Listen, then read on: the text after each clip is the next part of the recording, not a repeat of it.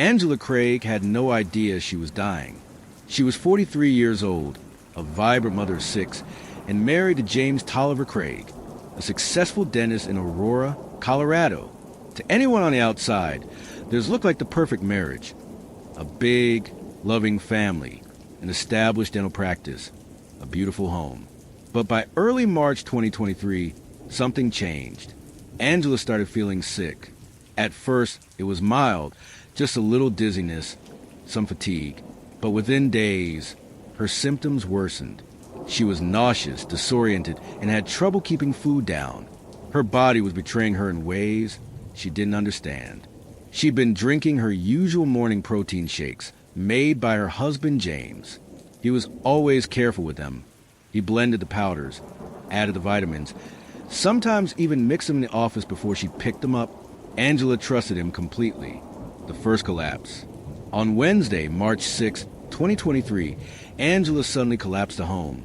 She was rushed to the University of Colorado Hospital, where doctors struggled to diagnose what was wrong. She was vomiting, dizzy, and complained of blurred vision and feeling off. But her lab work didn't offer any clear answers. She didn't have the flu. There was no sign of infection or stroke. Within hours, she began to feel a little better. She was discharged, and she returned home with James by her side. But what neither Angela nor her doctors realized at the time was this. This was not the first time she'd been poisoned. It was the third. The poison was already in the house. While Angela fought for her life, investigators would later uncover that James Craig had already ordered cyanide weeks earlier.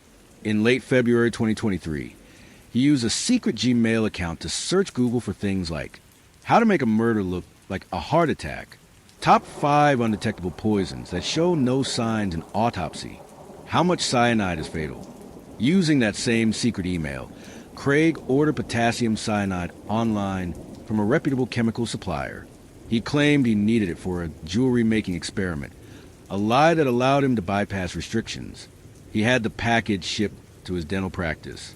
By March 4th, just 2 days before Angela's final collapse, the cyanide had arrived. He didn't tell anyone, not even his staff. And yet, every day that week, he kept preparing Angela's smoothies. Every day, she drank them. Suspicion, but still hope. Around that time, Angela began texting her sister and a close friend. She said she was feeling terrible and that something wasn't right with her body. She'd been in and out of the hospital with unexplained symptoms, each episode striking after she drank her morning shake. At one point, Angela even joked her friend, James might be trying to poison me again. But she didn't take it seriously. Not really.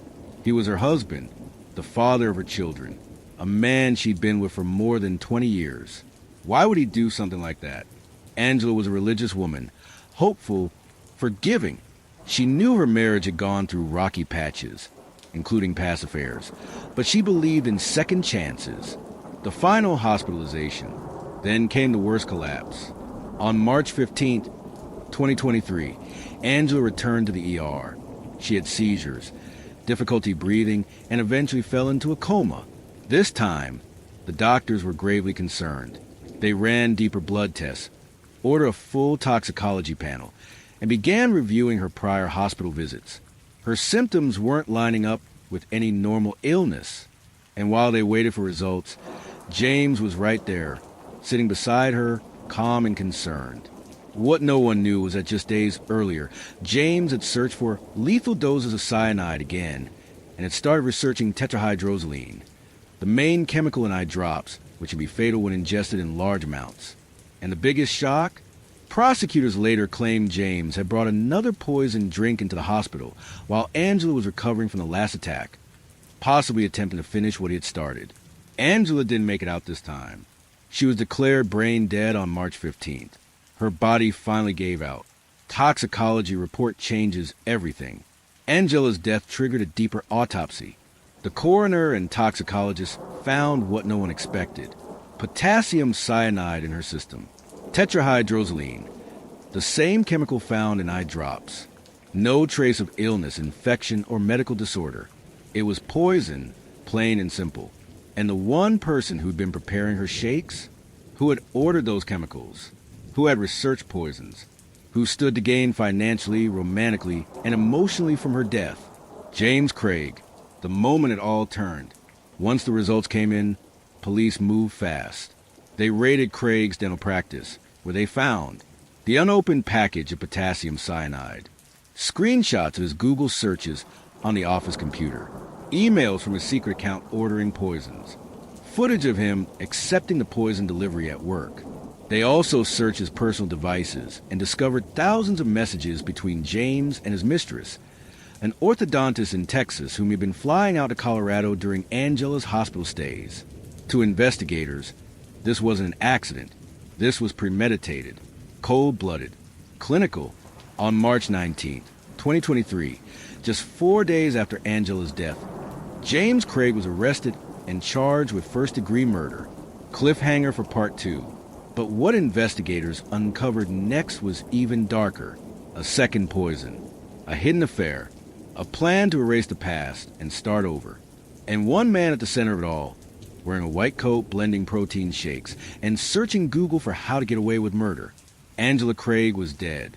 Her once bright body now lay lifeless at the University of Colorado Hospital. Her family was shattered. Her children left motherless. But behind the scenes, the machinery of justice had begun turning, and investigators were peeling back the twisted truth behind her death. Her husband, Dr. James Tolliver Craig, was already being watched. Just hours after her death on March 15, 2023, toxicology reports came in. The verdict was undeniable. Potassium cyanide was found in her bloodstream. Tetrahydrozoline, a dangerous chemical in eye drops, was also present. There were no signs of natural illness. Angela Craig had been poisoned. And now, investigators had one primary suspect, her husband, James. The digital trail of a murder plot. Detectives began diving into James Craig's online activity, and what they found was horrifying. Using a hidden Gmail account, jamandwanda123@gmail.com, James had been researching poison for weeks, possibly even months before Angela's final collapse. His search history revealed chilling phrases.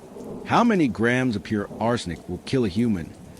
Sarah Grace Patrick, then 17, daughter of the slain victims. A TikTok true crime creator known as allegedly reportedly, real first name Janice, with over 120,000 followers. In early June, Janice, at the time unaware of Sarah's involvement in the murders, received a DM from an account named Sarah Grace. The message was flagged by Janice as unusual for several reasons. DM content. Sarah Grace urged Janice to search up Brock case, referencing her parents' February murder. She claimed, "Someone came into my house with me and my 5-year-old sister and shot my parents brutally." Tone and details. She emphasized specifics. Technically a Wednesday night, she said, clarify when the incident happened, an oddly precise correction that caught Janice's attention. She described the impact of the crime on her and her younger sister, portraying herself as a devastated survivor. Janice replied sympathetically, "I am so sorry. I cannot imagine. Please, please, take care of you always." She agreed to feature the story. Unaware was Sarah Grace Patrick, herself requesting the coverage. Unusual source. It's not typical for a grieving relative to DM true crime influencers with such detail and urgency. Digital trail. After Sarah's arrest, investigators found traces of her activity across multiple TikTok accounts, one aligned with the Sarah Grace handle that contacted Janice. Public confirmation. Janice later confirmed on Fox 5 Atlanta that Sarah reached out in early June. This digital overture became a key element in the mountains of evidence authorities amassed, which included her online behavior and social media patterns, ultimately contributing to the arrest warrant issued in early July. Timeline context. February 20th, parents are murdered, discovered by her 6-year-old sister. March 8th, Sarah delivers a eulogy at their funeral. June 3rd, DM's influencer seeking coverage. July 8th, Sarah turns herself in and is arrested. July 8th, 2025, the arrest and surrender. On Tuesday morning, July 8th, 2025, Sarah Grace Patrick, now 17, voluntarily turned herself into Carroll County Jail, accompanied by her biological father, Danielle Patrick. This came shortly after local authorities obtained arrest warrants based on the accumulation of evidence dating back to her parents' murders in February. During a press conference held that day, Sheriff spokesperson Ashley Hulsey confirmed that Sarah was being charged as an adult with 2 counts of murder, 2 counts of aggravated assault. The charges stem from the gunshot deaths of her mother, Kristen Brock, 41, and stepfather, James Brock, 45, on February 20th, 2025. Authorities revealed they had built a case from mountains of physical and digital evidence, along with countless interviews, forensic analyses, and investigative techniques in collaboration with the Georgia Bureau of Investigation and the FBI Crime Lab.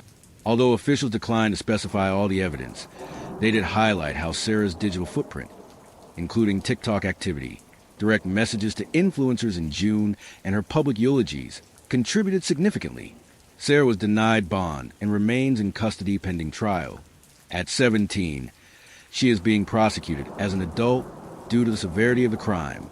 Her grandfather, Dennis Nolan, defended her, saying there's no weapon directly tying her to crime.